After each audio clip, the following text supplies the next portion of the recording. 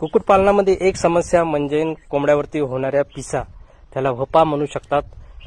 जेव्हा खूप कमी प्रमाणात असते तेव्हा आपलं लक्ष जात नाही, आपण सहजासहजी आपण पाहत नाही, तेवढं बारकाईने बघत नाही.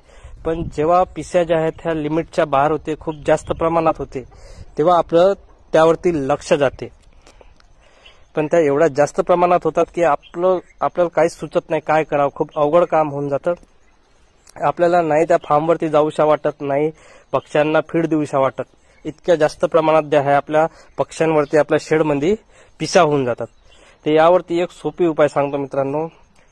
असा उपाय सांगतो की झालेल्या पिसा ज्या त्या पूर्णपणे नष्ट होणार. तर करायचं काय मित्रांनो, फार्मसीमध्ये जाऊन जे आहे हे नेलटिक नावाचे जे मेडिसिन आहे ते घेऊन यायचं. पक्ष्यांसाठी जर यूज करायचं असेल तर आपल्याला 1 लिटर पाण्यामध्ये 2 ml अशा प्रकारे घ्यायचं आहे मित्रांनो. तर आपण जे आहे एका बकेटमध्ये पाणी घेऊन घेतलेलं आहे.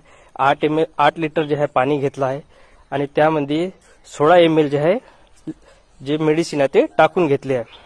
आता मित्रांनो आपल्या फार्मवरती जेवढा पण सर्व कोंबड्या असेल, पक्षी असेल, ते घेऊन ज्या अशा प्रकारे पाण्यामध्ये बुडवायचे आहे.